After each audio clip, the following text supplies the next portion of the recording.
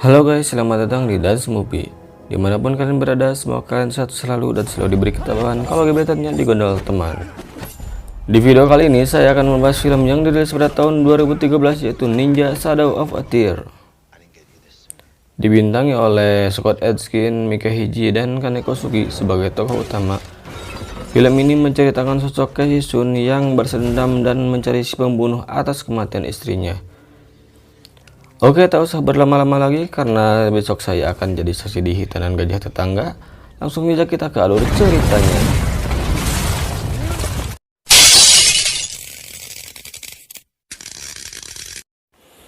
Di film ini kita akan difokuskan pada tokoh utama yaitu Kei Sun, seorang ahli bela diri ninjutsu. Sehari-hari ia bekerja sebagai pengajar bela diri ninjutsu bersama istrinya yaitu Namiko. Sebagai pengantin baru, mereka hidup sangat bahagia tanpa ada gangguan dari pihak manapun. Terlebih Namiko yang sedang hamil muda saat ini memperlengkap kebahagiaan mereka. Hingga suatu hari ketika Kei Sun sedang membeli perhiasan di sebuah toko di dekat Parung Panjang, ada dua orang yang sedang mengawasi dirinya dan ia pun menyadari akan hal itu. Dan sesudah selesai, Kei pun langsung pergi dari tempat itu hingga ia menyadari bahwa dirinya sedang diintai oleh para perampok dari tempat tadi. Arigato.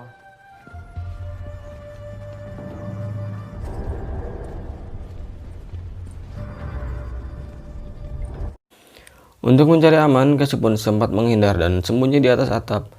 Tetapi ketika ia turun, para perampok itu bisa mengetahuinya.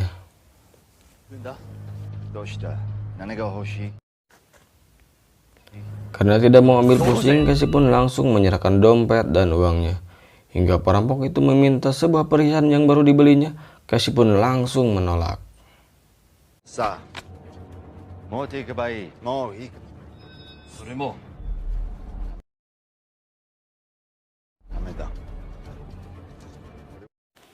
Dan perampok itu pun berkata, "Kami bisa memiliki apa yang kami mau."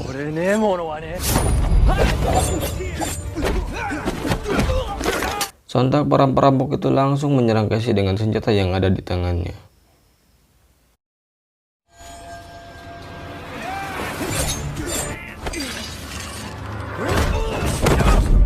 Dan karena Kei adalah seorang master bela diri tingkat alam malaikat, ia pun dengan mudah melumpuhkan mereka berdua.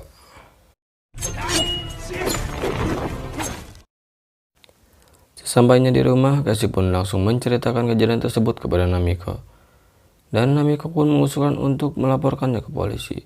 Tapi Kei pun merelakan barangnya dan tidak mau ambil pusing.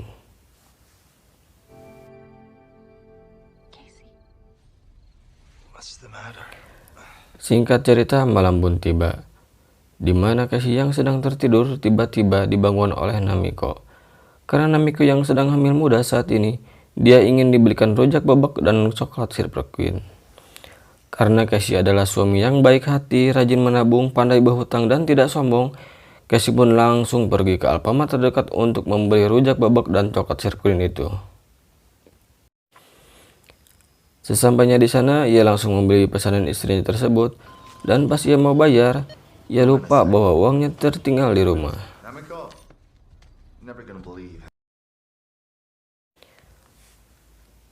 Dan Kei pun langsung balik lagi ke rumahnya, dan betapa kagetnya, ia dikejutkan dengan Namiko yang berbaring sudah tak bernyawa.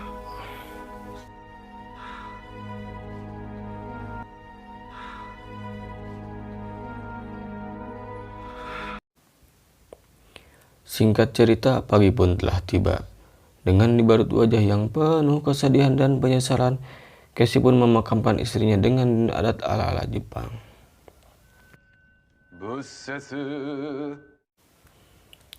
Dan tiba-tiba datanglah seorang pria yang entah itu siapa, tapi Kei menyebutnya senpai.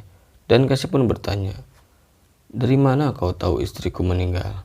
Dan kata si senpai, "Aku hanya mengikuti kata hati dari mimpi-mimpi dan ilapat yang aku temukan." What? Dan si senpai pun mengajak Kei ke dojonya yang ada di Thailand untuk menenangkan diri.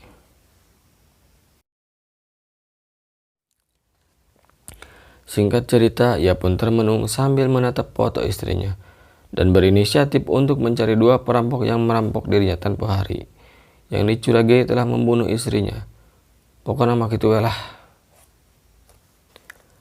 Dan Casey pun langsung mendatangi beberapa dojo untuk mendapatkan informasi di mana lokasi para perampok itu berada.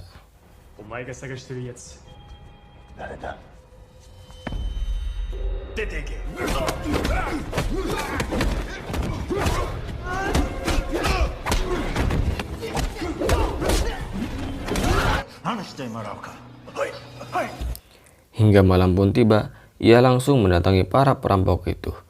Tidak ada basa-basi, tidak ada anu-anu, tanpa ditanya mau makan apa mau jajan, Casey dengan penuh nafsu langsung membunuh mereka berdua.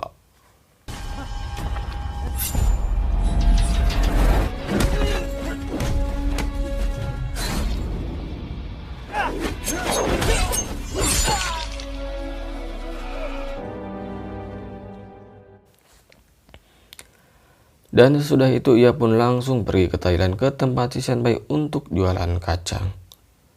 Ajik salah. Untuk menenangkan diri.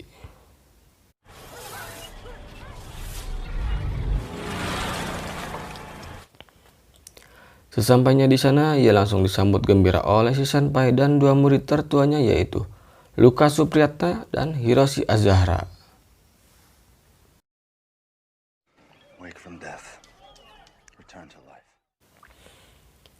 Mengawali aktivitas pertamanya di dojo tersebut, Casey langsung berlatih sparring bersama si Lukas.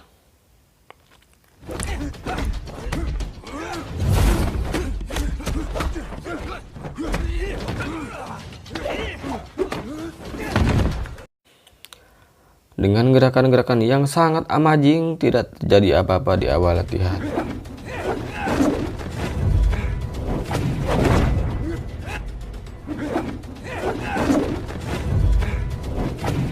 Hingga si Lukas melakukan kesalahan dan Casey pun terbawa emosi. Ia langsung memukulnya secara membabi buta.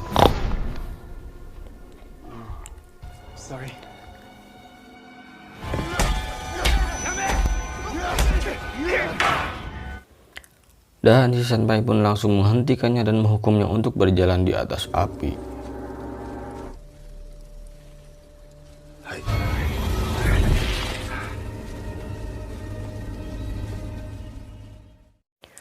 Merasa butuh hiburan, Casey pun pergi ke sebuah warung remang-remang yang ada di tempat itu untuk menghilangkan kapusingnya.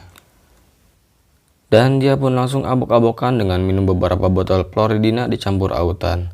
Ini yang salah. Di saat pusing, bukannya berserah diri, malah abok-abokan jadi tambah pusing.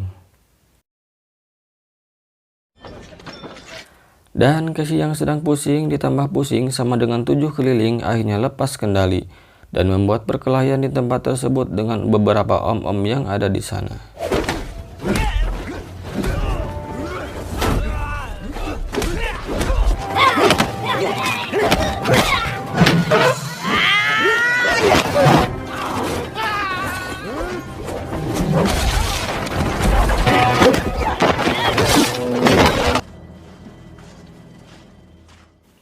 Hingga esoknya tiba, terlihat Casey yang akan memetik buah tiba-tiba didatangi Lukas dan meminta untuk menggantikan tugasnya sebagai permintaan maaf.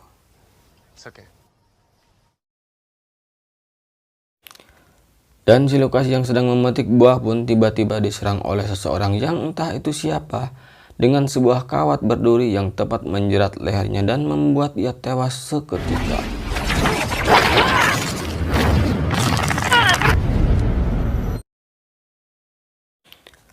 Melihat Lukas tewas dengan cara yang mengenaskan sontak membuat para murid dojo kaget, terutama Casey. Karena bekas luka yang ada di leher Lukas sama persis dengan luka yang ada pada Namiko. Dan si Casey pun langsung bertanya ke si Senpai, siapakah orang yang memakai kawat berduri untuk membunuh? Dan si Senpai pun menjelaskan ngaler ngidul ngulon wetan yang intinya adalah si Goro lah orang yang menggunakan kawat berduri untuk membunuh dan mempunyai dendam terhadap keluarga Takida, yaitu orang tuanya si Namiko, istrinya si Casey-sun yang berarti mertuanya. Dan di sini pun Shikashi mengambil kesimpulan bahwa pastilah Shigoro yang telah membunuh istrinya. Dan ia bertekad akan membalaskan dendam dan mencari Shigoro dimanapun ia berada. You're going to Burma. It's suicide. We're going after him. I don't have a choice, Senpai.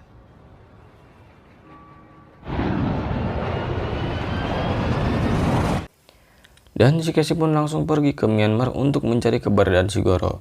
Karena Shigoro terkenal sebagai kriminal dan bandar narkoba di sana.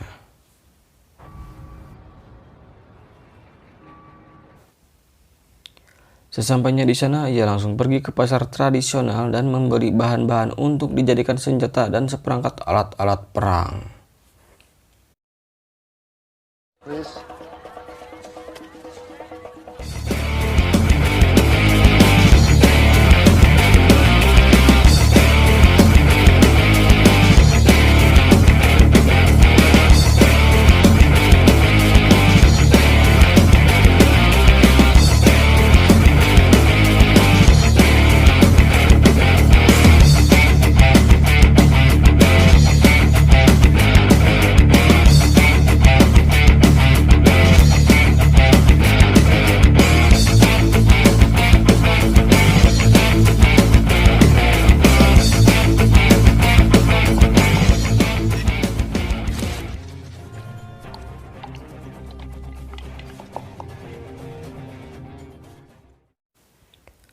Singkat cerita, malam pun tiba, di mana ia pergi ke suatu klub malam yang kemungkinan banyak sekali anak buah Goro yang ada di sana. Dan ternyata tak lama datanglah orang yang sangat ganteng dan manis menawarkan autan, bodrek, dan lem Aibon kepadanya. Lalu Shikashi pun berpura-pura tertarik dan akan membelinya dengan sangat banyak. Maybe. What if I do? Yama, you wanna go crazy? Tergiur, si pria ganteng ini langsung mengajak Kashi ke belakang untuk mencobanya. Hingga Shikashi ini bertanya tentang Shigoro, pria ganteng dan manis ini langsung menyerang Shikashi bersama anak buahnya. Goro?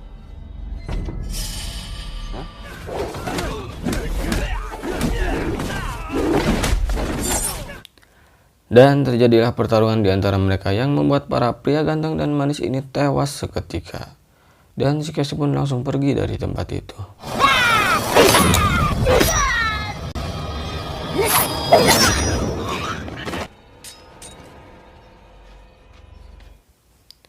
Singkat cerita, pagi pun telah tiba, di mana Kashi yang sedang bobo dikaitkan dengan kedatangan para polisi yang langsung menyerangnya.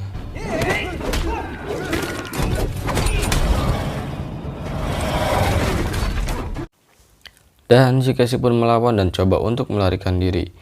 Hingga akhirnya ia terpojok dan berhasil ditangkap dan langsung dibawa ke polsek terdekat.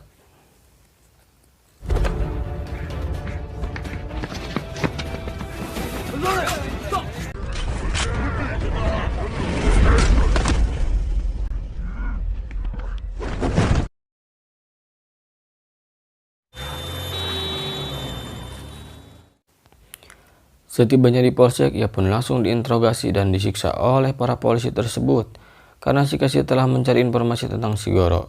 Karena ternyata para polisi ini bekerja sama dengan Shigoro. Dengan alat pemanas pakaian, para polisi itu menyiksa Kashi hingga membuat dirinya pingsan.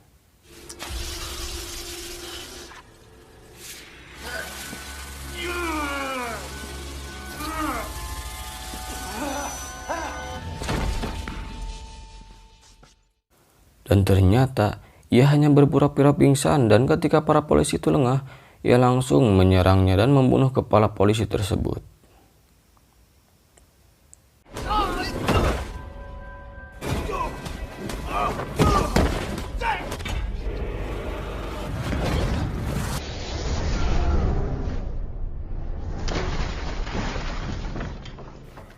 Sesudah itu ia langsung melarikan diri dan langsung melanjutkan misinya.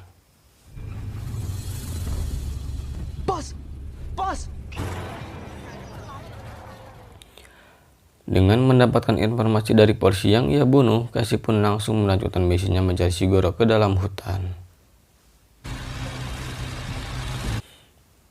Dan dengan kekuatan cinta dan kerinduan kebo yang belum lunas, ia terus menyusuri hutan itu sendirian. Hingga pada akhirnya, Casey menemukan sebuah kuburan yang dimana kuburan itu ada tertimbun beberapa senjata dan seperangkat alat-alat ninja.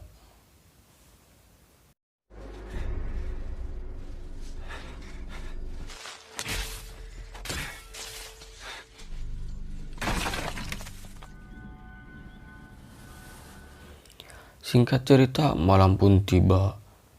Dengan diawali membaca mantra-mantra, ia pun berubah jadi ninja. Rin. Sai. Retsu. Dengan tekad yang bulat dan keinginan yang kuat, tanpa bantuan pasukan jin atau jurik jarian, ia pun langsung menyerang Istana Goro sendirian. Diawali dengan melumpuhkan beberapa penjaga dengan sumpit dan parang, Casey pun langsung masuk dan meledakkan beberapa tempat yang ada di sana.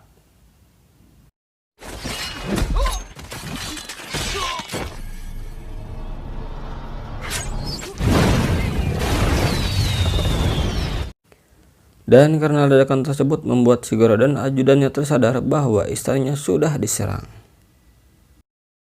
Dan terjadilah pertarungan yang sangat amazing antara kesatria berhijab dan pendekar berkaos pink.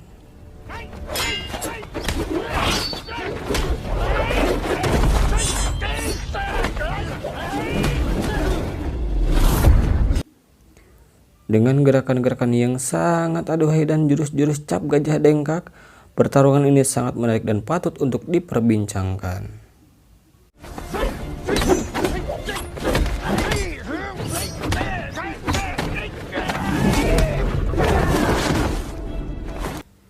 Setelah bertarung selama 7 menit 7 detik, akhirnya si Casey pun bisa mengalahkan pendekar berkaos pink tersebut.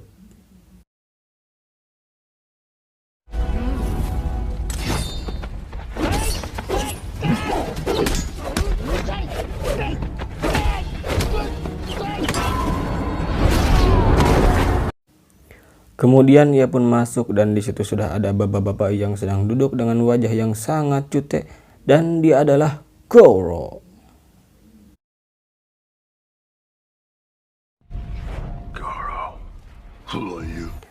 Dan tanpa berkenalan dulu ataupun salam-salaman, mereka pun langsung bertarung.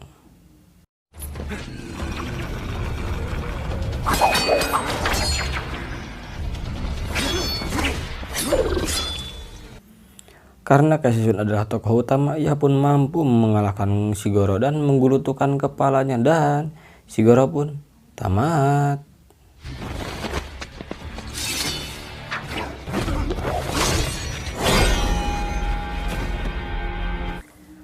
Mungkin kalian yang baru nonton film ini berpikir, wah, film ini sudah selesai karena tokoh jahatnya sudah modar, dan ternyata ada kejutan di film ini yang membuat saya genok dan kalian pasti juga bakal genok. Lanjut, sesudah itu Casey pun kembali ke dojonya si senpai, dan di saat ia dan si senpai sedang minum teh sariwangi, datanglah kurir JNE yang mengantarkan sebuah kotak. Secara tidak sengaja Casey melihat sebuah pisau yang berlambang sama persis dengan dua perampok yang merampok ia dulu.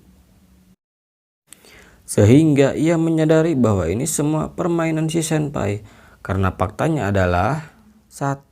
Pisau yang digunakan anak buahnya si senpai sama persis dengan para preman yang menyerang si Casey. 2. Di saat si Namiko meninggal, si senpai sudah ada di Jepang. 3. Si Lucas tewas dengan luka yang sama dengan Namiko. Pertanyaannya, kenapa baru sadar ajig? Ya, namanya juga film. Dan alasan si senpai ini, ia ingin melenyapkan Shigoro, dan Casey lah orang yang mampu untuk membunuhnya. Dan Casey dan si senpai pun bertarung.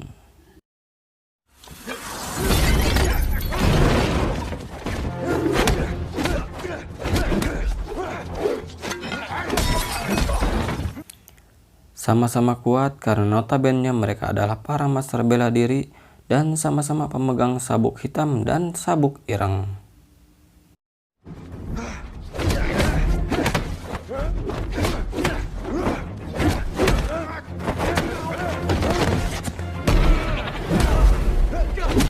Tetapi karena Casey adalah tokoh utama di film ini dan sutradara sudah mengatur dia supaya menang, dan Casey pun berhasil mengalahkannya dan si Senpai pun modar.